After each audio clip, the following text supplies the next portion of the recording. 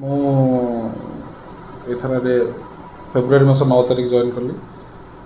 ତା ପୂର୍ବରୁ ଆଜ୍ sub inspector Nayapalli ଥାନାରେ ଥିଲି। ତା ପୂର୍ବରୁ ମଧ୍ୟ ଭଦ୍ରକ ଜିଲ୍ଲାରେ ତିହିଡ଼ି ଏବଂ ପିରାହାଟ ଥାନାରେ ମୁଁ ସବ୍ ଇନ୍ସପେକ୍ଟର ରୂପେ ଥିଲି, ସେକେଣ୍ଡ ଅଫିସର ରୂପେ ଖଟିଛି। ତ ମୁଁ ଜଏନ୍ କରିବା ପରେ ଏସ୍ପିଙ୍କର କଡ଼ା ନିର୍ଦ୍ଦେଶ ରହିଲା ଯେ ଆମର ବାଲି ହେଉ କିମ୍ବା ମଦ ହେଉ କିମ୍ବା ଡ୍ରଗ୍ସ ହେଉ କିମ୍ବା ଗୋରୁଗାଡ଼ି ହେଉ ଏସବୁ ଉପରେ ପୋଲିସର ଜିରୋ ଟଲରାନ୍ସ ରହିବ, ଇଫେକ୍ଟିଭ୍ ଏନଫୋର୍ସମେଣ୍ଟ ହେବ ଏବଂ ପବ୍ଲିକ୍ ଆୱାରନେସ୍ ରହିବ ଏସବୁ ବିଷୟରେ।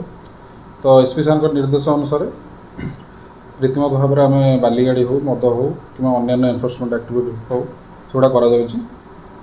ତା ମଧ୍ୟରେ ବାଲି ଗାଡ଼ି ଯେଉଁଗୁଡ଼ିକ ଟ୍ରାନଜିଟ୍ ପାସ୍ ନାହିଁ ସେଗୁଡ଼ିକୁ ଆମେ ଧରୁଛୁ।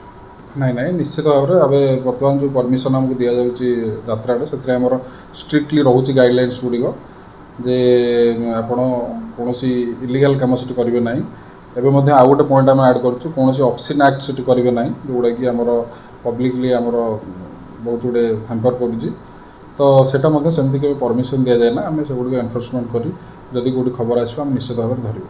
ନାଇଁ ବର୍ତ୍ତମାନ ସୁଦ୍ଧା ଯିଏ ବି ଯାତ୍ରା କମିଟି ଆସନ୍ତି ମୁଁ ତାଙ୍କୁ ସବୁଗୁଡ଼େ ଏଇସବୁ ପଏଣ୍ଟ ଉପରେ ଏନ୍ସିଓର କରେ ଆପଣ ସେଫ୍ଟି ମେଜର୍ସ ରଖିବେ, ପ୍ଲସ୍ ଅଶ୍ଳୀଳ ନୃତ୍ୟ କରିବେନି, ସେ କ'ଣ ଜୁଆ କିମ୍ବା ଅନ୍ୟାନ୍ୟ ଇଲିଗାଲ୍ କାମକୁ ମଦ ଫଦ ସେଠି ଆକ୍ଟିଭିଟିକୁ ଆଲାଉ କରିବେ ନାହିଁ। ତ ମୋ ନଜରରେ ଆସିନି, ଯଦି ବି ଆସିଲା ମୁଁ ନିଶ୍ଚିତ ଭାବରେ ତାକୁ ଧରିକି ସେଗୁଡ଼ିକ ଏନଫୋର୍ସମେଣ୍ଟ କରାଯିବ। ଆମର ନିଶ୍ଚିତ ଭାବରେ ଯେହେତୁ ପୂର୍ବରୁ ବହୁତ ଗୁଡ଼ିଏ ଆକ୍ସିଡେଣ୍ଟ ହେଇଛି ଏବଂ ବହୁତ ଲୋକ କମ୍ପ୍ଲିକେସନ୍ ଫେସ୍ କରିଛନ୍ତି, ତ ଆମର ଟାଇମ୍ ରହିଛି ସକାଳ 6ରୁ 9 ଏଣ୍ଟ୍ରି ରହିଛି, ରାତି 10 ପରେ ବଡ଼ ଗାଡ଼ି ଗୁଡ଼ିକ ଆମର ଛଡ଼ାଯାଉଛି। ତ ସେଇ ନିୟମକୁ ଆମର କଡ଼ାକଡ଼ି ପାଳନ କରାଯାଉଛି। 24 ଆୱାର ଆମର 9 ଏଣ୍ଟ୍ରିରେ ଅଛନ୍ତି ଆମର ଷ୍ଟାଫ୍। ସେଇ ଦୃଷ୍ଟିରୁ ଆମେ ସେଇଆକୁ ଆଖିରେ ରଖିକି ଆମେ ଏନଫୋର୍ସମେଣ୍ଟ ମଧ୍ୟ କରୁଛୁ। ବାକି ରହିଲା ଆମର ଗୋରୁଗାଡ଼ି କଥା। ଗୋରୁଗାଡ଼ି ଆପଣ ରିସେଣ୍ଟଲି ଜାଣିଥିବେ IG ସାର୍ ଆଉ SP ସାର୍ଙ୍କ ନିର୍ଦ୍ଦେଶରେ ଭଦ୍ରକରେ ଭଲ ଏନଫୋର୍ସମେଣ୍ଟ ହେଇଛି, ଷ୍ଟ୍ରିଞ୍ଜେଣ୍ଟ ଆକ୍ସନ୍ ହେଇଛି ସେମାନଙ୍କ ଉପରେ। ତ ତାଙ୍କ ନିର୍ଦ୍ଦେଶରେ ଆମେ ସବୁବେଳେ ରେଡ଼ି ଅଛୁ ସେମାନଙ୍କ ବିରୁଦ୍ଧରେ ଦୃଢ଼ କାର୍ଯ୍ୟାନୁଷ୍ଠାନ ଗ୍ରହଣ କରିବା ପାଇଁ। ଭାବରେ ଏନି କମ୍ପ୍ଲେନ୍ ଲାଇକ୍ ଜୁଆ ଖେଳ, ମଦ କିମ୍ବା ଏନଫୋର୍ସମେଣ୍ଟ ଆକ୍ଟିଭିଟି ଲାଇକ୍ ବାଲିଗାଡ଼ି ହେଉ, ଗୋରୁଗାଡ଼ି ହେଉ, ଆମେ ସବୁଗୁଡ଼ିକ ଷ୍ଟ୍ରିଞ୍ଜେଣ୍ଟ ଆକ୍ସନ୍ ନିଆଯିବ ଭଦ୍ରକ ଥାନା ତରଫରୁ।